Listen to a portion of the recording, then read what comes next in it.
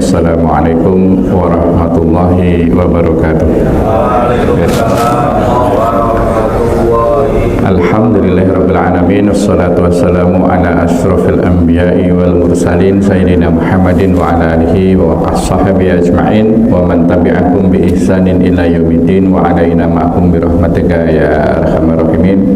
Rabbi shrah li sadri wa yassir li amri wa hlul 'uqdatam min lisani yafqahu qawli. Subhanaka la ilma lana illa ma'alamtana innaka antal alimul hakim. Shadaqallahul azim. Bapak Ibu sekalian, untuk keberkahan kita pada pagi hari ini, mari kita sama-sama membaca basmalah. Bismillahirrahmanirrahim. Tadi sudah disebutkan seperti biasa meneruskan kitab Jawahirul Bukhari, tapi saya mohon izin ya, ini momen spesial hari Senin ya, insya Allah kita akan liburan Maulid ya. Tapi Al-Muhajirin nggak ngadakan Maulid ini ya Pak Jainal ya. Ya, panitianya ini lengah ini. Jadi saya manfaatkan untuk membahas tentang Nabi kita Muhammad SAW ya. Jadi selain untuk menyambut kegembiraan kita ya, kita salah satu hikmahnya adalah kita mempelajari sirah Nabi ya. Jadi sirah Nabi yang tebal-tebal itu, bahkan beberapa jilid kadang-kadang, ini kita akan sampaikan kurang lebih 45 menit ini ya. Moga-moga bisa selesai ya, makanya disingkat-singkat ya. Tapi intinya kita ingin kembali meneladani beliau, memahami, merenungi, dan kemudian melaksanakan, meneruskan perjuangan beliau, apa yang sudah beliau lakukan ya. Dan besok peringatan Maulid itu sebetulnya kita ingin bergembira ya, atas kehadiran Rasulullah, atas datangnya seorang Nabi yang membawa kita kepada terang ya, dari gelap, minadz-dzulumati ila nur, dari kegelapan menjadi cahaya. Jadi kalau orang lahir itu Pak, semuanya bahagia, meskipun anaknya itu mohon maaf ya jelek gitu ya, itu lahir kok nggak cakep gitu kan, bisa kelihatan dari lahir itu ya, itu gembira orang tuanya. Kemudian paman bibinya, saudara-saudara sekitarnya itu gembira menyambut kelahiran anak ini ya. Ini anak yang katakanlah tadi ya, berparas jelek saja, mungkin anaknya orang nggak bener juga, itu menghadapi atau mengalami kelahiran itu, orang-orangnya di sekelilingnya itu bergembira ya. Apalagi yang dilahirkan ini adalah orang yang mulia ya, orang yang manusia pilihan, utusan Allah ya. Bahkan banyak riwayat ya, termasuk yang pernah disampaikan di sini adalah bagaimana Abu Lahab itu ya, Abu Lahab ini adalah paman Nabi, kakaknya Abdullah, itu ketika mendengar adik iparnya yaitu Aminah melahirkan, itu gembira sekali ya, gembira sekali. Jadi budaknya itu dibebaskan ya, udah kamu pulang saja ya, kamu silahkan bebas, itu saking gembiranya ya. Terus untuk mengungkapkan kegembiraan itu, dia minum air ya, saking senangnya sampai airnya itu delewer itu ya, airnya itu berceceran ya, dari sela-sela jarinya ini. Nah, dalam riwayat disebutkan ya, atas kegembiraan Abu Lahab itu Allah memberikan ganjaran ya. Jadi setiap hari Senin ya, setiap hari Senin, hari di mana Rasulullah dilahirkan, itu Abu Lahab menerima keringanan siksaan gitu ya. Jadi seorang jahat seperti itu ya, yang selalu menentang dakwah Rasulullah aja, ketika ada kebaikan terhadap Nabi kita itu mendapat ganjaran gitu ya, walaupun sedikit ya. Tapi itu ada seorang temannya Abu Lahab ya, setelah beberapa lama meninggal dan dia masuk Islam, si sahabatnya ini pernah bercerita mimpi didatangi Abu Lahab ya. Nah ini riwayatnya dari situ. Tidak ada yang lebih aku sukai ya selain hari Senin ya. Kenapa? Pada hari itu siksaan terhadap diriku diringankan. Dan tadi ya tangan yang sela-sela jarinya itu dialiri air ketika dia bergembira mendengar kelahiran Rasulullah, itu tangannya dingin, sejuk loh ya. Tangannya jadi sejuk ya. Nah, moga-moga kita sebagai umatnya ya itu pun bergembira dengan kehadiran Rasulullah. Bagaimana cara mengungkapkan kegembiraan kita ya, macam-macam ya. Ada yang waktu kecil kita bawa roti gitu, nggak tahu Bapak Ibu sekalian ngalami nggak ya, bawa roti masing-masing murid ya, nanti digabungkan jadi satu sama guru-gurunya ya, kemudian dibungkus lagi, dibagi-bagikan ke kita, dapat lagi gitu ya. Jadi kita ini selain dapat roti kita, dapat roti dari teman-teman kita ya. Jadi meskipun hanya roti yang kita bawa bareng-bareng, itu pun sebetulnya senang gitu ya pada hari itu ya. Besok bawa roti ya, oh ya maulid ini besok ya. Itu di sekolah saya dulu, nggak tahu di Bapak Ibu sekalian mungkin beda-beda. Nah, salah satunya kita ingin mempelajari sirah Nabi ya, supaya kita juga tahu bahwa betapa beratnya ya, betapa banyaknya pengorbanan yang sudah Rasulullah berikan kepada kita ya, sehingga kita pun sebetulnya mempunyai kewajiban ya, mempunyai beban dakwah ya, untuk melanjutkan apa yang sudah beliau rintis. Baik, jadi beliau ini dilahirkan Rasulullah SAW pada tanggal 12 Rabiul Awal tahun Gajah ya.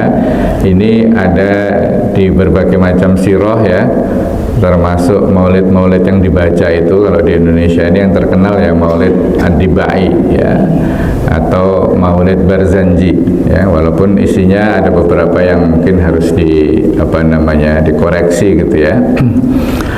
Tapi intinya itu adalah pujian-pujian terhadap Rasulullah dan menceritakan sejarah hidup Rasulullah dalam bentuk syair gitu ya. Tapi orang tahunya ya melantunkan saja ya. Itu saya perhatikan kalau dibaca semua itu 1 jam kira-kira ya. Walaupun ada kalau orang membaca syair kemudian diikuti ya, ada yang double, ada yang enggak ya, mungkin ya 45 menit juga lah kalau dibaca. Jadi Rasulullah lahir tanggal 12 Rabiul Awal ini disepakati ya. Kenapa disepakati? Karena tidak diketahui ya. Ini dikiaskan dengan wafatnya beliau ya. Beliau wafat tanggal 12 Rabiul Awal ya, dikiaskan lahirnya tanggal 12 Rabiul Awal. Yang pasti ya, atau informasi yang kita dapat adalah harinya ya. Rasulullah berpuasa hari Senin. Ketika ditanya kenapa engkau berpuasa wahai Rasulullah, hari ini adalah hari kelahiranku ya. Jadi Rasulullah menyampaikan bahwa harinya itu hari Senin. Nah, ada seorang sejarawan yang menelusuri ya, kalau tahun 570 itu ya, kalender Hijriah itu hari Seninnya itu bukan tanggal 12 ya, kira-kira tanggal 8 atau tanggal 9 Rabiul Awal ya, kalau dipaskan ini kalau lahirnya Senin, nah ini 12 ini bukan Senin ini ya, mungkin Sabtu atau Jumat gitu. Nah, Seninnya itu ada di tanggal 8 atau tanggal 9. Kalau Masehinya bulan April tahun 570 ya. Ibunya bernama Aminah ya, bapaknya bernama Abdullah. Kemudian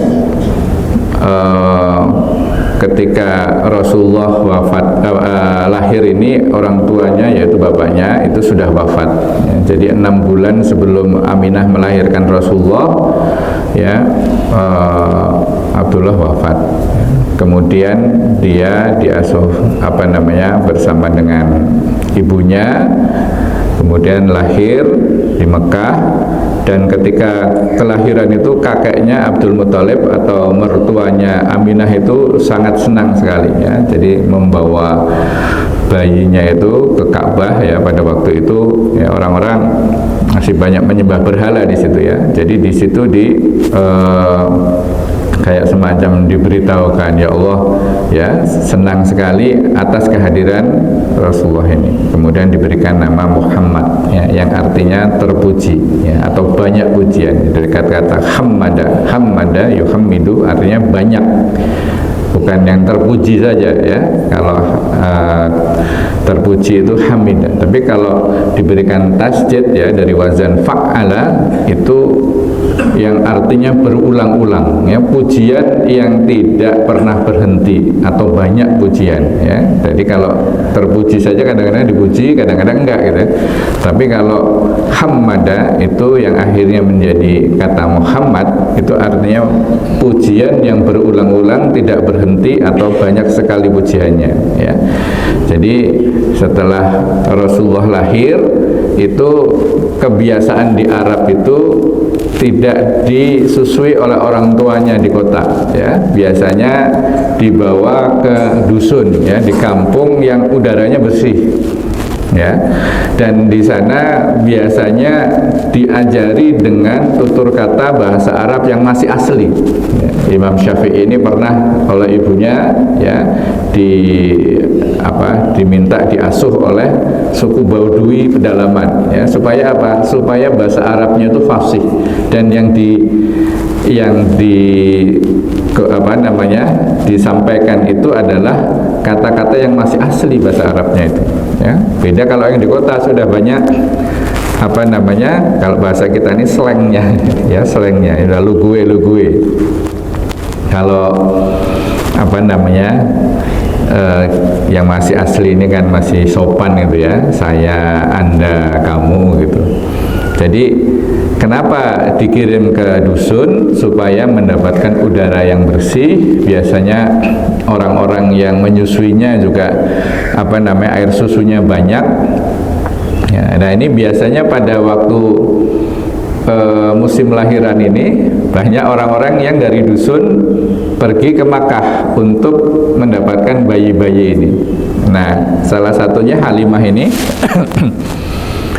ini belakangan ya, sampai hampir putus asa ini nggak dapat bayi ini ya, tapi Allah memang sudah menetapkan Halimatus Sa'diyah atau Halimah binti Abi Du'aib ini yang akan memelihara Rasulullah. Jadi hari ke-8 Rasulullah ini dilahirkan, langsung dibawa ke dusun oleh Halimah.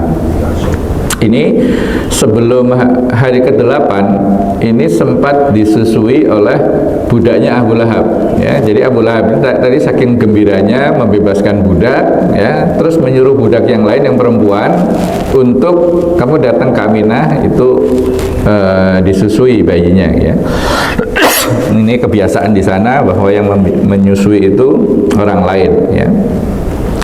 Kemudian Rasulullah ini Muhammad tinggal bersama keluarga Halimah ya sampai mencapai usia 5 tahun ya. Dia menggunakan bahasa Arab yang murni serta belajar sifat-sifat terpuji yang terpatri dalam jiwa dan pribadinya ya. Setelah 5 tahun bersama Halimah dan saudara-saudaranya di sana ya, anaknya Halimah banyak ya, Rasulullah kemudian diantar lagi ke ibunya di Mekah ya.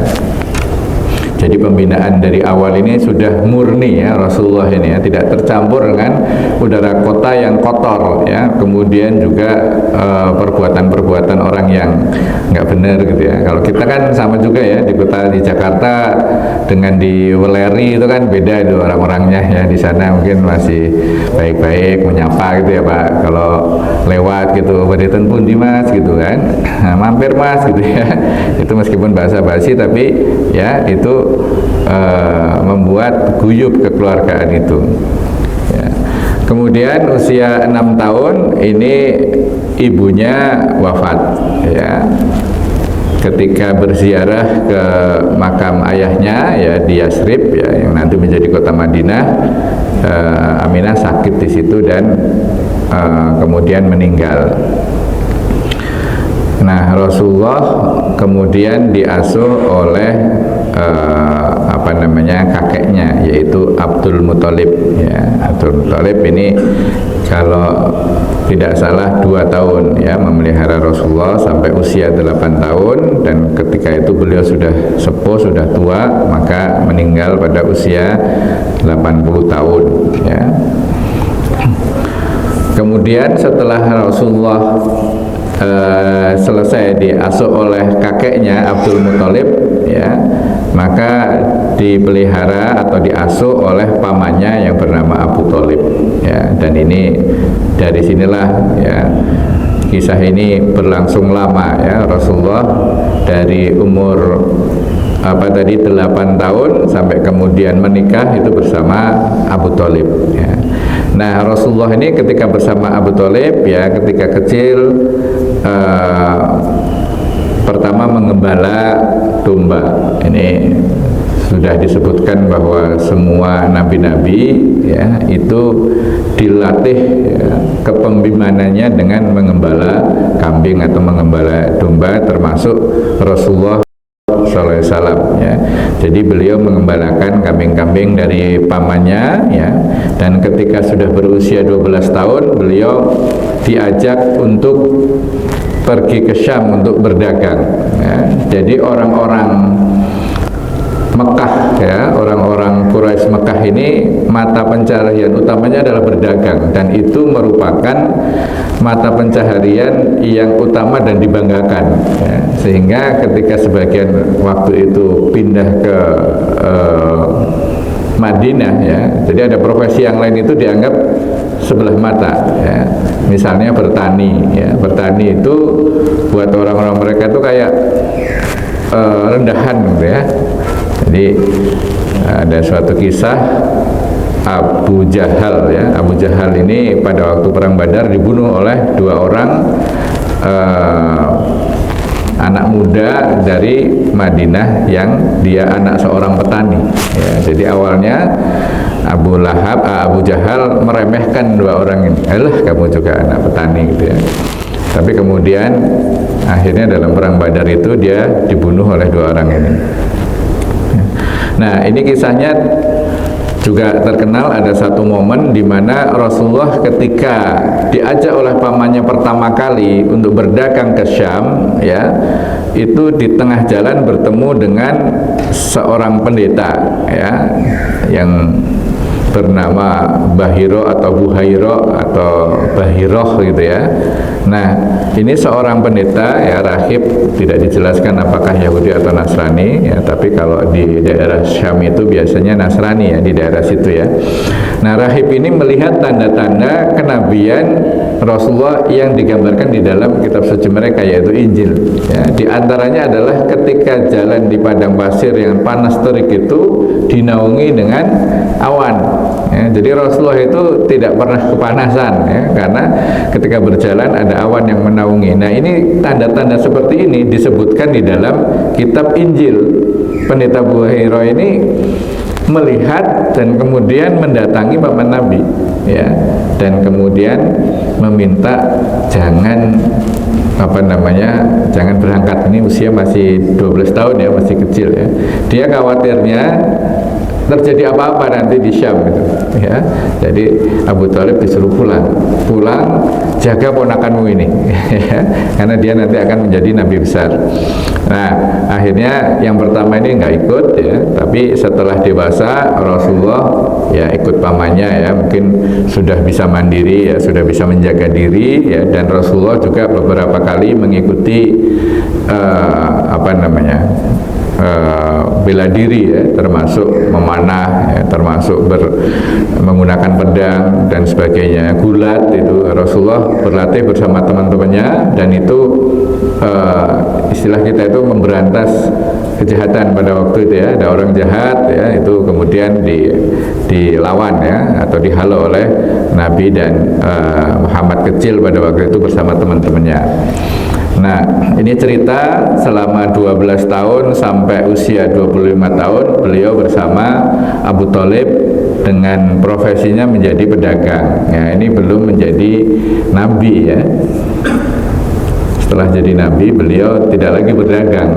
Ya, makanya ada buku Berdagang ala Rasulullah ya. Itu maksudnya Rasulullah sebelum menjadi nabi ya, karena setelah beliau menjadi nabi ya sudah meninggalkan profesi dagangnya itu ya. Kemudian pada usia 25 tahun ini ketika Rasulullah berdagang ya, biasa ada sebagian orang yang hanya menjadi apa ya, kalau sekarang kita ini distributor lah ya. Jadi termasuk Rasulullah ya, ini pekerjaannya adalah membawa barang dagangan dari orang-orang kaya di Mekah untuk dijual ya, kemudian mendapatkan upah di situ. Nah, di antara orang-orang kaya yang mempunyai aset untuk dijual adalah ya seorang janda bernama Khadijah ya. Jadi Khadijah ini memilih salah satunya Rasulullah untuk membawa barang dagangannya ke Syam ya, ditemani oleh budak Khadijah bernama Maisarah ya. Ini jangan keliru ya, Maisarah ini laki-laki saya ada tak marbutohnya, ini tidak setiap nama tak marbutoh ini perempuan ya. Jadi kalau punya anak jangan dinamai Maisarah kalau perempuan gitu ya, ini nama laki-laki ya. Jadi Rasulullah perginya jangan nanti suudzon ini Rasulullah sama perempuan perginya ya. Enggak, ini budak Khadijah ini laki-laki, Maisarah ini. Dengan mengambil jalan padang pasir ya, kafilah pun berangkat menuju Syam melalui Wadil Qura, Madian, Diyar Samud ya, dan tempat yang dulu pernah dilalui Rasulullah dan pamannya. Dengan kejujuran dan kemampuannya, Muhammad mampu memperdagangkan barang-barang dari Khadijah dengan keuntungan yang lebih besar daripada yang lain ya. Intinya atas kepiawaian Rasulullah ini ya, untungnya banyak, Khadijah senang ya, terutama atas kejujurannya.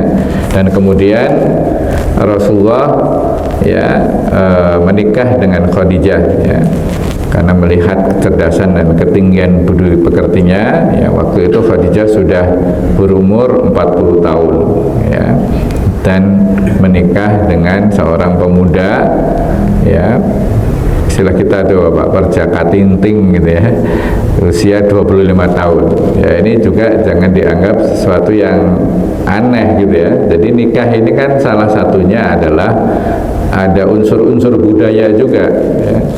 Waduh, ini apa namanya, tua banget istrinya, suaminya muda banget ya. Demikian pula nanti ketika Rasulullah menikah dengan Aisyah ya, Rasulullah usia 53, Aisyah masih 9 atau ada yang berkata 12 gitu.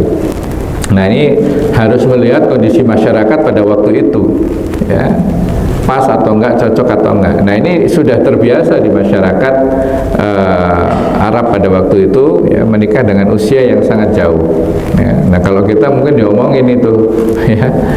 Makanya kadang-kadang di kita ini poligami ya, itu dibicarakan aja ya, nggak dilaksanakan karena budayanya tidak seperti itu ya. Mungkin di komplek kita cuma 1-2 gitu, nggak ngetren gitu ya, nggak viral gitu ya.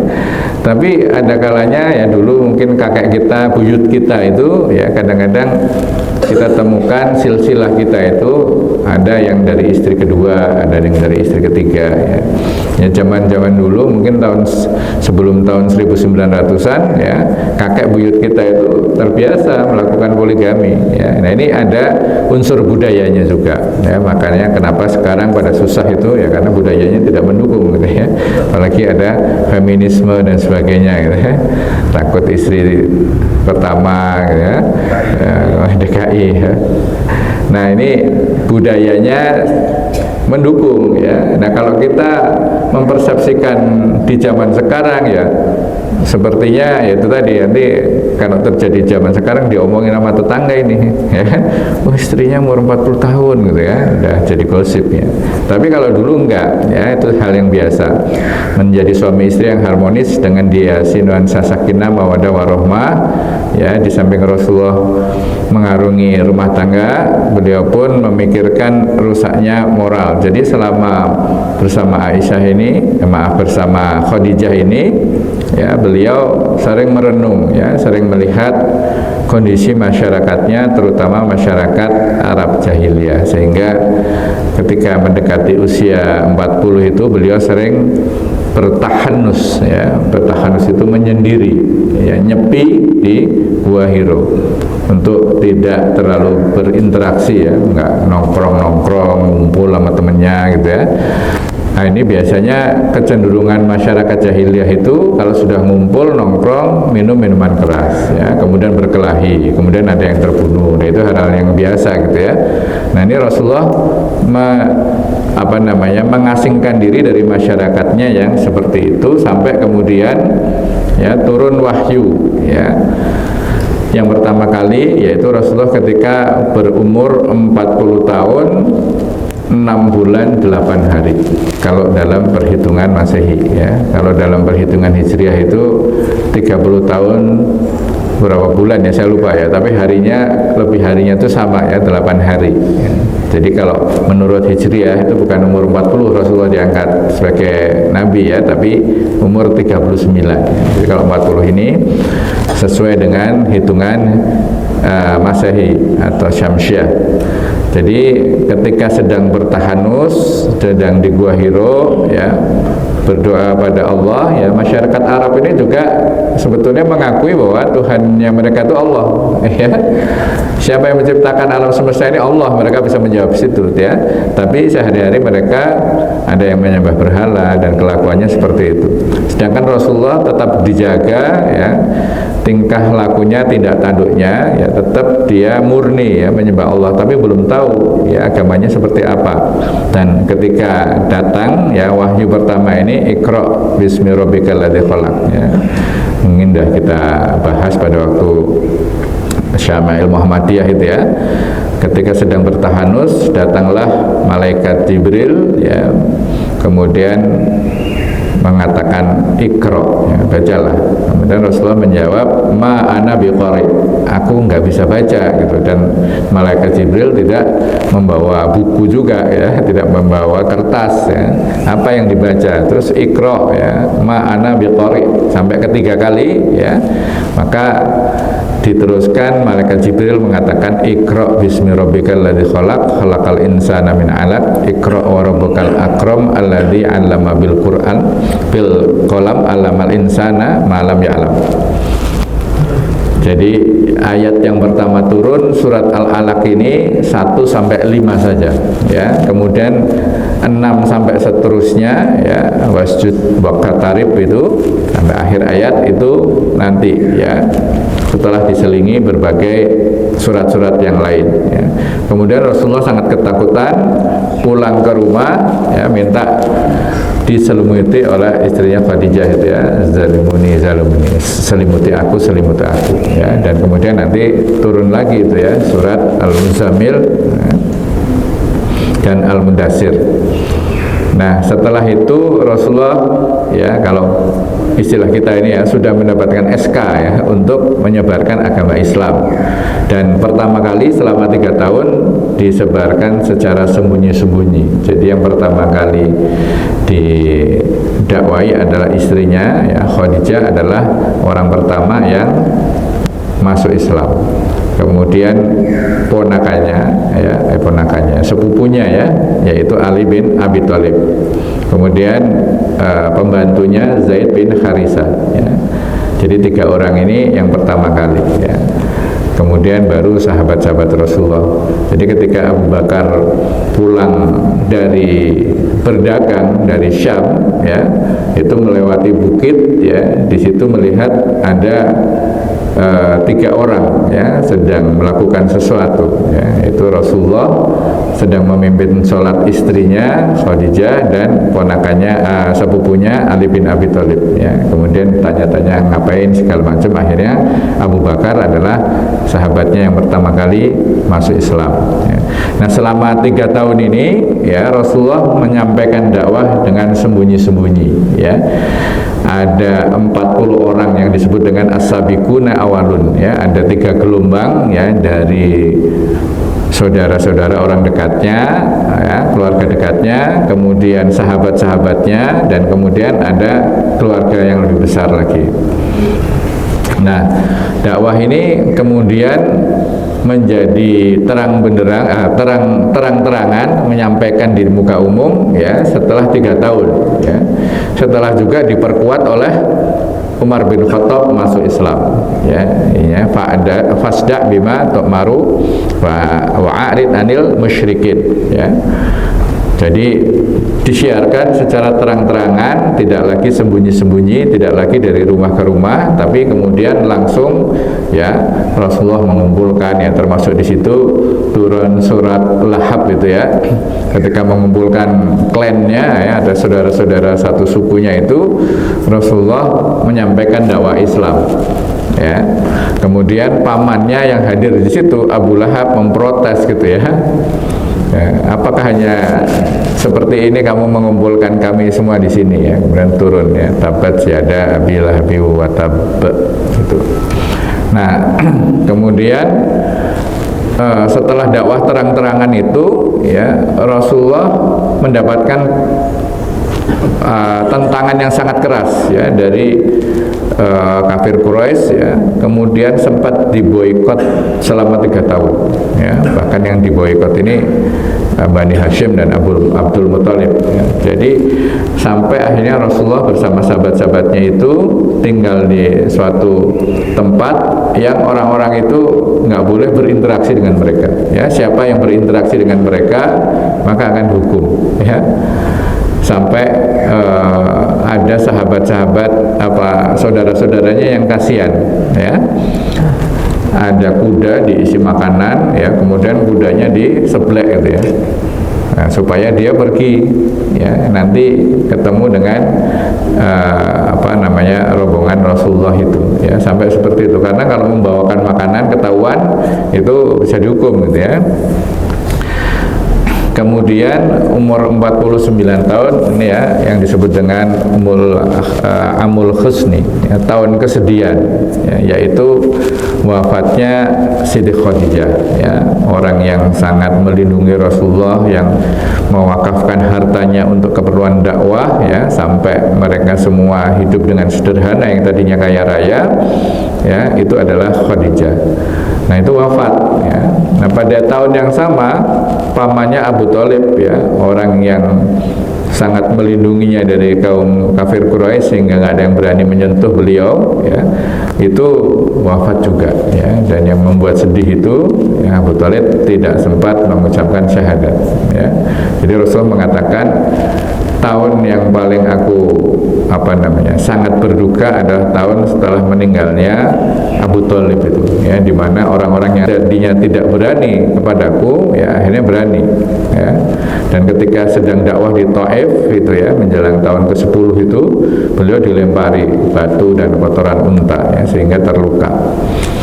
Nah, ini kemudian Rasulullah dihibur oleh Allah dengan melakukan Isra Mi'raj ya. Ini perjalanan ke Masjidil Aqsa dan kemudian dilanjutkan Mi'raj ke Sidratul Muntaha untuk melihat kemaha kekuasaan Allah yang sebenarnya. Ya, jadi di akhir periode Mekah itu ya, jadi Rasulullah berdakwah di Mekah itu 12 tahun ya, sementara di Madinah itu 10 tahun ya.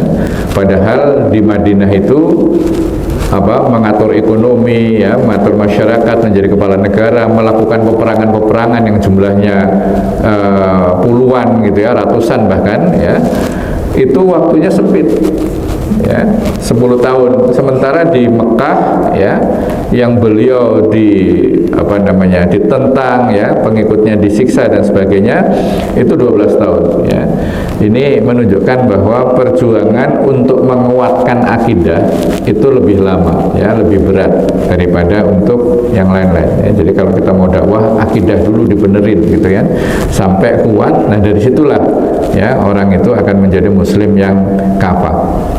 Jadi menjelang akhir ini Rasulullah melakukan Isra dan Mi'raj ya, dan setelah itu ada musim haji, orang-orang Madinah atau waktu itu bernama Yasrib ya datang ya, Rasulullah menggunakan kesempatan ini untuk berdakwah, dan akhirnya pada gelombang pertama ada yang namanya Bai'atul Aqabah ya, perjanjian atau sumpah di suatu tempat namanya Aqabah ya.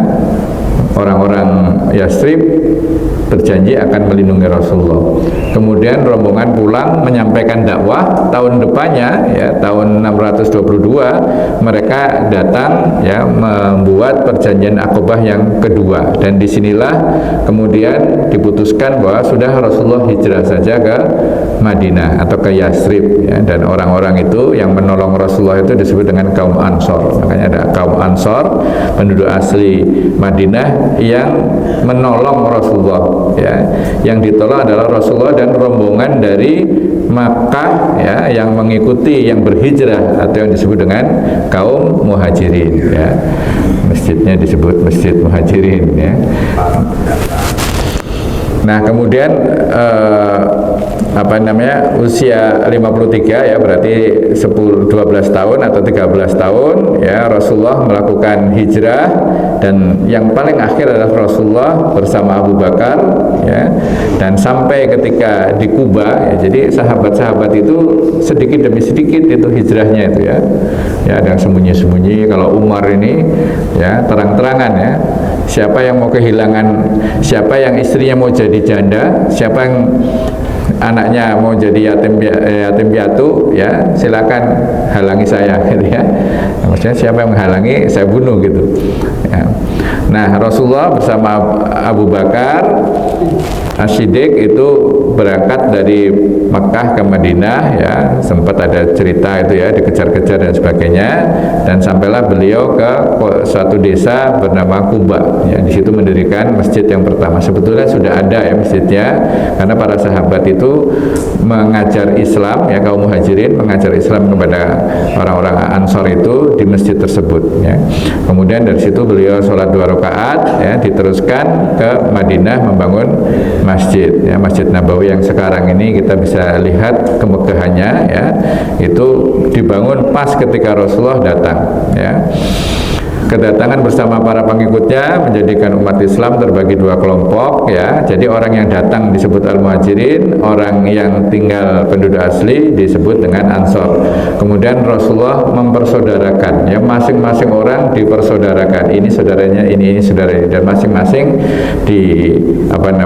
dikuatkan ukhuwahnya ya, sampai kita mendengar bagaimana sahabat Abdurrahman bin Auf ya dipersaudarakan dengan, lupa saya namanya ya, siapa ada yang tahu, ini sudah dihafal tapi lupa ya, dia sampai ya mempersilahkan pas saja, ini hartanya dibagi 2, ini buat kamu, saya punya 4 istri ya, atau berapa istri ini ya, saya ceraikan, kamu memilih yang mana. Itu sampai seperti itu ya persaudaraan mereka. Kata Abdurrahman bin Auf, nggak usah, tolong tunjukkan saja di mana letaknya pasar gitu ya.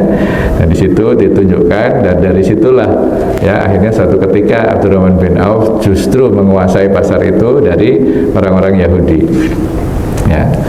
Nah, kemudian selama perkembangan beliau berada di Madinah, ya, beliau mempersatukan orang-orang yang ada di Madinah, baik kaum muslimin, orang-orang Yahudi, orang-orang Nasrani yang pada waktu itu menjadi penduduk Madinah, diikat pada suatu perjanjian untuk saling melindungi. Ya, kemudian ada banyak peperangan, yang paling dahsyat adalah perang Badar ini, ya, di mana perang ini sungguh tidak seimbang, ya. Rasulullah dan para sahabat hanya 313 orang, sementara kafir Quraisy ada 1000 orang. Tapi ini dimenangkan oleh tentara kaum muslimin, ya, di mana Abu Jahal pada waktu itu tewas. Kemudian berikutnya ada perang Uhud, ya. Perang Uhud ini sebetulnya tidak bisa dikatakan kalah, ya, tapi memang ada banyak kaum muslimin yang wafat di situ, ya. Sebagian mengatakan karena ada tentara yang tidak mengikuti petunjuk Rasulullah, ya, yaitu tentara divisi pemanah, ya, ketika melihat mereka kocar-kacir, ya, meninggalkan basisnya. Dan disitulah, ya, pimpinan panglimanya kafir Quraisy yang waktu itu masih kafir, ya, Khalid bin Walid, ya, dari belakang itu kemudian menyerang, ya, sehingga porak-poranda pertahanan kaum muslimin.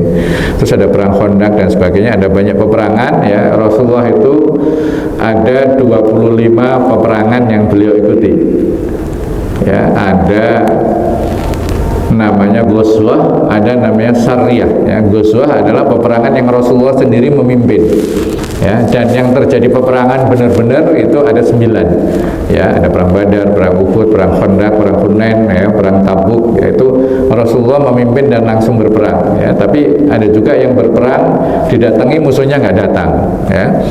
Ada yang Rasulullah mengutus para sahabat untuk mengirim pasukan, itu namanya Sariyah, yaitu ada 48, ya, 48 tambah 25 berapa itu, ya? Ya masih di bawah 100, ya. Tapi itu suatu perjalanan yang menyibukkan, ya. Kalau dihitung selama Rasulullah di Madinah itu kira-kira kalau dibagi bulan itu 2 bulan sekali berperang, ya. Betapa sibuknya. Kemudian tahun 8 ya Hijriah, ya. Jadi Rasulullah berusia 58, ya. Itu Rasulullah mengirim jamaah haji ke Mekah, ya. Kemudian di sana ditawan oleh kafir Quraisy dan kemudian muncullah satu kesepakatan yang bernama Sulhul Hudaybiyah atau perjanjian Hudaybiyah, yang ini sangat merugikan kaum muslimin, ya. Para sahabat pada waktu itu kesel, ya. Tapi Rasul mengatakan ini wahyu dari Allah, jadi ikuti saja, ya. Dan benar kemudian perjanjian ini akhirnya dilanggar oleh orang Quraisy, ya, dan mereka kemudian melakukan peperangan. Dan ketika menjelang wafatnya Rasulullah akhirnya berhasil mengumpulkan, ya, banyak pasukan, ya. Riwayatnya ada 10.000 untuk menguasai Mekah atau yang kemudian disebut dengan Fathu Mekah, ya, di mana kota Mekah ini, ya, dikuasai oleh Rasulullah tanpa melakukan peperangan, karena orang-orang Makkah sudah melihat betapa besarnya, ya, tentara kaum muslimin sudah nyerah saja, ya, termasuk pimpinannya Abu Sufyan, ya, dihormati oleh Rasulullah. Siapa yang mau selamat masuk ke rumah Abu Sufyan, tidak diapa-apain. Dan akhirnya Abu Sufyan pun, ya, masuk Islam dan kemudian anaknya menjadi khalifah, ya, Muawiyah. Kemudian tahun 632 atau berusia 62 ini Rasulullah melakukan haji wada, ya. Jadi Rasulullah ini cuma sekali melakukan haji, ya. Mestinya tidak ada pertentangan, ya. Jadi tidak banyak contoh tentang haji dari Rasulullah karena beliau melakukan sekali, ya. Makanya beliau mengatakan khudhu ani manasikakum, ambillah dariku manasikku, ya. Nah, pada haji terakhir ini, haji wada ini, Rasulullah menyampaikan khutbah terakhirnya, ya, khutbatul wada ini.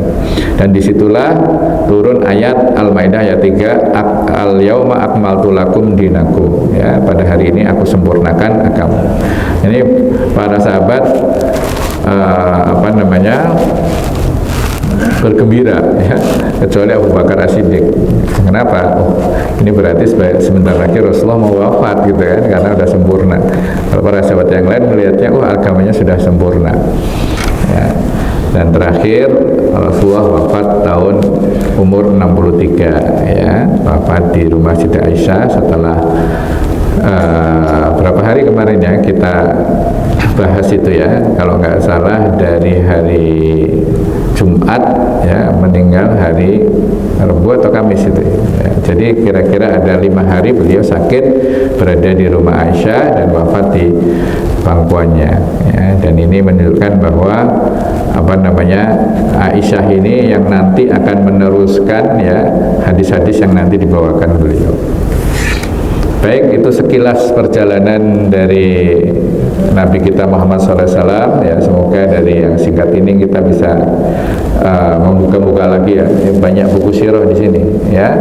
Ada sirah yang paling lama itu bukunya satu tebal ya, besar tebal, namanya Sirah Ibnu Ishaq ya, itu manuskrip yang paling awal ya, dengan tahqiq dari Ibnu Hisham. Tapi yang terkenal adalah Sirah Ibnu Hisham ya. Jadi muridnya atau yang mengambil itu Sirah Ibnu Hisham itu ada juga di situ. Nah, yang bagus untuk dibaca, tidak terlalu besar ya, tebal juga sih ya. Itu Rahiqum Maktum ya, judulnya di situ, karangan Syekh Mubarakfuri ya. Ini beliau ini pemenang ya, Raja Faisal pada Raja siapa waktu itu Saudi memberi membuat lomba menulis kitab sirah. Nah, juaranya itu ya. Jadi sudah diseleksi lah ya oleh para syekh gitu ya. Itu juga ada di situ ya, di perpustakaan kita ini ada ya. Manfaatkan liburan Sabtu, Minggu, Senin ya, Senin libur itu ya, jangan lupa ya. Itu gunakan untuk membaca-baca sirah Nabi ya. Semoga kita bisa makin meneladani beliau, makin mengetahui perjalanan kehidupan beliau dan kemudian meneruskan dakwah beliau ya, untuk agar Islam ini makin berjaya. Billahi taufiq wal hidayah. Assalamualaikum warahmatullahi wabarakatuh. Udah Pak ya? Ya, sekarang berapa sih Pak?